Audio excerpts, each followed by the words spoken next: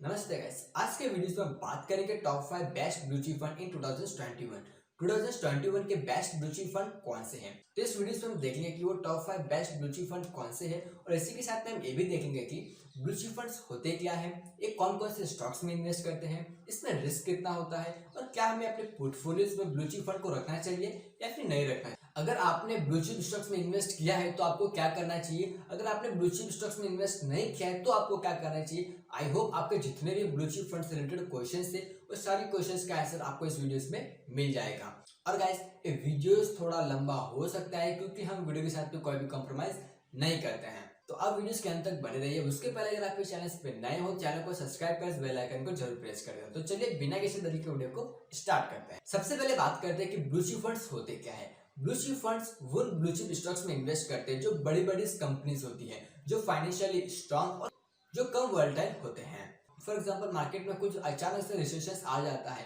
तो ये कंपनीज एकदम से गायब नहीं हो जाती है क्योंकि ये फाइनेंशियली स्ट्रांग होती है, तो वो सारी सिचुएशंस को आराम से हैंडल कर लेते हैं।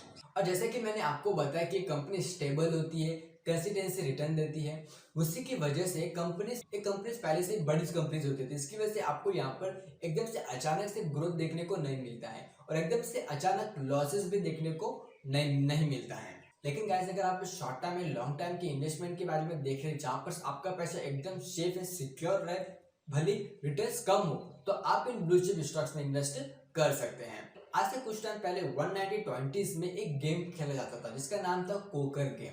उस कोकर में एक नीले रंग की चिप्स हुआ करती थी। उस नीले रंग की चिप्स काफी महंगे माने जाते थे। मिस्टर ओलिवर जिम गोल्ड जो यूएस के न्यूज पब्लिकेशंस कंपनीज के डाउजोस में काम करते थे, उन्होंने 1923 में पहली बार ब्लू चिप इस का नाम लिया था। तभी से नाम काफी फेमस हुआ। Companies valuable, stable, consistency returns and come volatile होती है और फाइनेंशियली स्ट्रांग होती है, वो कंपनीज होती है ब्लू चिप फंड्स।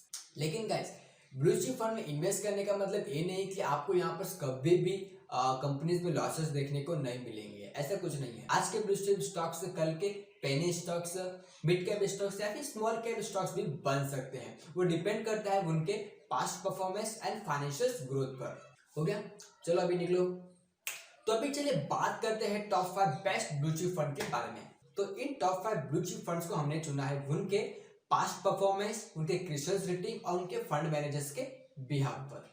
टॉप 5 पर हमने लिया एसबीआई ब्लू चिप फंड को। इस फंड को क्रिस्टल ने 5/3 की रेटिंग्स दी हैं। ये फंड 56 स्टॉक्स में इन्वेस्ट करता है और इस फंड ने लॉन्ग टाइम में 14.57% के एनुअलाइज कंपाउंडिंग सीजन रिटर्न्स दिए। इस फंड का एसेट साइज है 22,421.38 करोड़ और इस फंड को मैनेज करते हैं मिसेस सोहिनी अंदानी जो फॉर स्कीम और 26,170 करोड़ फंड को मैनेज करते हैं। इन्हें फाइनेंस इंडस्ट्रीज का 23 इयर्स का एक्सपीरियंस। इस फंड का expense ratio 1.07% compare to others fund. इस फंड का एक्सपेंस रेशियो आपको थोड़ा एवरेज देखने मिल जाता है। अगर मैं एग्जिट की बात करूं तो अगर आप इस फंड से 1 ईयर्स के पहले एग्जिट लेते हैं तो आपके एग्जिट पर 1% का चार्ज लगेगा, अदरवाइज 0%। इस फंड का डायरेक्ट प्लान लॉन्च हुआ था 1 जनवरी 2013 को, मतलब अभी तक इस फंड को 8 इयर्स प्लस होने आए हैं।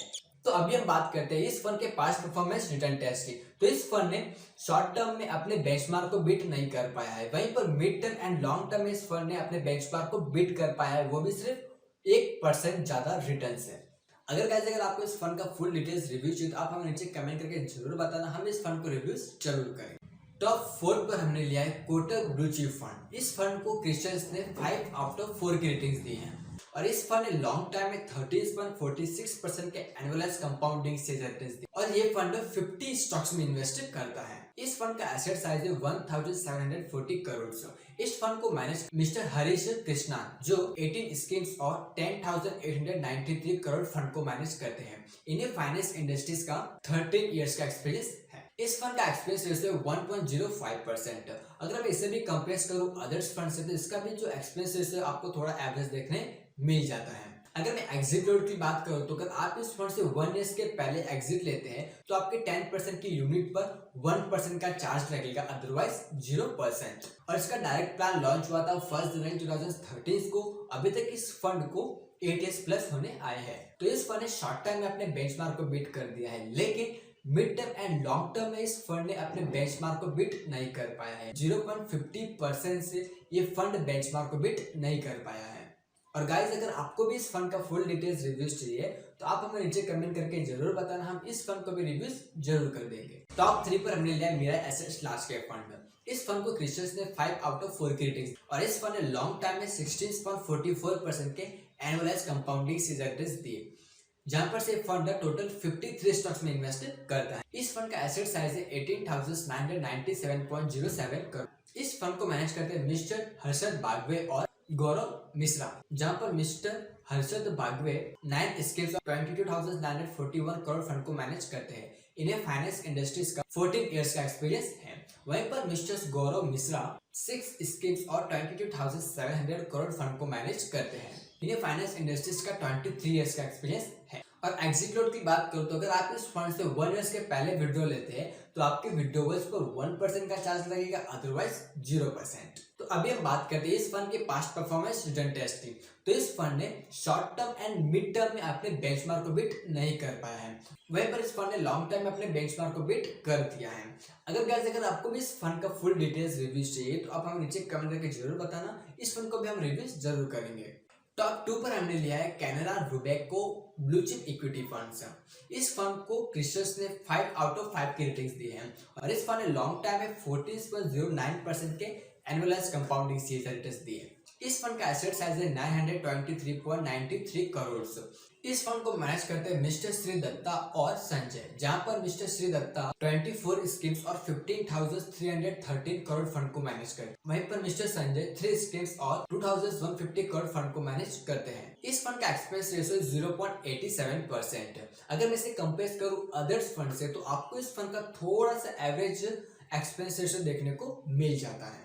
और एग्जिट रेट की बात करो तो इस फंड में भी अगर आप 1 साल के पहले विड्रॉ लेते हैं तो आपके विड्रॉवल्स पर 1% का चार्ज लगेगा, अदरवाइज 0%। तो अभी हम देख लेते हैं इस फंड के पास्ट परफॉर्मेंस रिटर्न टेस्ट। तो इस फंड ने शॉर्ट टर्म में अपने बेंचमार्क को बीट नहीं कर पाया है। वहीं पर इस फंड ने मिड टर्म में अपने बेंचमार्क को बीट किया है और लॉन्ग टर्म में इस फंड ने बेंचमार्क को बीट नहीं कर पाया है। अगर आपको भी इस फंड का फुल डिटेल्स रिव्यूज चाहिए तो आप हमें नीचे कमेंट करके जरूर बताना, हम इसका भी रिव्यूज जरूर करेंगे।